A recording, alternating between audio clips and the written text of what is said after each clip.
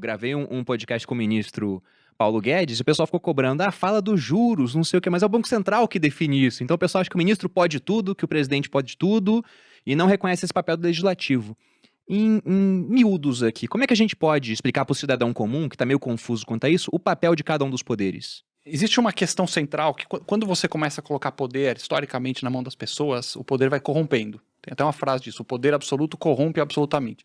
Então, de certo modo, a história humana é permeada por ditadores, tiranos, imperadores, geral, que podem literalmente te buscar. Então, Bruno, o cara não foi com a tua cara, ele pode te buscar, literalmente, você sumir. E a partir do iluminismo, Montesquieu, a gente aprendeu isso na escola, veio a ideia revolucionária na época de você pegar o poder, que é um poder que corrompe, que deixa os seres humanos ávidos, não porque... Ou porque ele deixa a pessoa corrompida e má, ou porque ele atrai as piores pessoas. E racha o Hayek fala muito isso. Que os piores são atraídos, Hayek falava isso. O caminho para a servidão, no livro dele. Então você pega e racha esse poder em pedaços, que um pedaço controla o outro. E aí veio a ideia, na época do iluminismo, de você ter, eventualmente, um poder executivo, legislativo, um judiciário independentes. Fala-se da mídia como um possível quarto poder. O rei, em alguns aspectos, o tal do poder moderador, para quem é monarquista constitucional. Mas, no fundo, é para não te buscarem. Não tem um cara que pode chegar, na época do Lula ou agora do Bolsonaro, se ele chegar e falar, quero levar o Bruno preso agora. Não pode. Então, isso está no fundo da questão. E aí você vai fazendo checks and balances, como falam lá nos Estados Unidos. O sistema deles foi o mais bem sucedido da história. A Revolução Americana desde 1776, se não me engano. Nenhum golpe militar, sucessão de presidentes um após o outro. A nossa Constituição é muito modelada à imagem e semelhança da americana. Na teoria é bastante inspirada na Constituição americana. É que a gente complicou um pouco mais, botou uns artigos a mais. Pouca coisa a mais, pouca coisa. Desculpa, eu me expressei mal. Não estou falando da Constituição, estou falando da estrutura de governo, a forma como foi desenhada. A federação, presidencialismo. A federação, tá. Você tem um presidencialismo, tem uma Câmara dos Deputados, um Senado, o Judiciário Independente, etc. E aí, como a gente sabe, o Executivo ele executa o orçamento, executa as leis, o Legislativo vota, aprova, e o Judiciário ele deveria, na teoria, pelo menos um STF, por exemplo, julgar se uma lei ou uma ação é constitucional ou não. O Brasil a gente sabe que tem certos problemas, que o Judiciário é muito ativista, né? Ele vai além disso, acaba julgando casos. É um dos grandes problemas que a gente tem aqui. Você tem um STF, por exemplo, que tem uma pilha de processos contra os próprios parlamentares. Então fica aquele infinito da impunidade. Né? Um parlamentar começa a falar, caramba, pode ser que esse ministro está cometendo algum abuso aqui e tal, vamos tentar abrir um impeachment, aí recebe uma ligaçãozinha. Alô, ministro?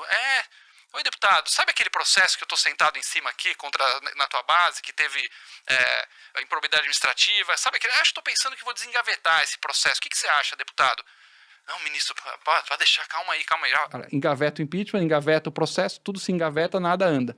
Continua a impunidade no Brasil. É uma das falhas de design que a gente tem aqui hoje. Eu acho que vale só um complemento aqui, Bruno, porque quando a gente fala do checks and balances, né, do freios e contrapeso, para um poder fiscalizar o outro e não deixar o outro se exceder. Só que quais são as regras de indicação para cada poder? Que é isso que o Ale acabou de dizer. Né? Tem um negócio que eu observo muito, não existe vácuo na política. Não existe vácuo no poder. A partir do momento que um poder fraqueja ou combina com o outro ou deixa de fazer algumas coisas, o outro poder vai avançar.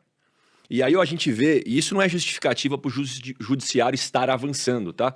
Apesar de que a hora que a Câmara dos Deputados não coloca uma Flor de Lis no Comitê de Ética, né, um Daniel Silveira no Comitê de Ética e demora para tomar uma atitude contra deputados que cometeram alguma coisa lá, o judiciário já começa a botar as asinhas do lado de fora. Só como é que funciona as indicações? Um juiz é indicado, né, um ministro, vamos falar do STF, é indicado pelo presidente da República. Passa ali por uma sabatina ali, passa pelo Senado. Ou seja, os senadores têm que dar um aval. Quem é que faz algum impeachment ou questiona os ministros? São os parlamentares, os senadores. Tá, mas se o senador cometer alguma coisa, quem que julga eles? São os ministros. Entendeu? Então, acontece isso que o Ale falou. A hora que a gente quer questionar o ministro, infelizmente, os parlamentares, a maioria, né? Porque tem o bom parlamentar, tá com o rabo preso. Aí o ministro falou, bichão, seguinte, você vai continuar com esse lava-toga aí, com esse negócio aí e tal? Bom, eu posso desengavetar um monte de coisa aqui e te lascar. Aí os caras botam o rabinho entre as pernas e vai embora.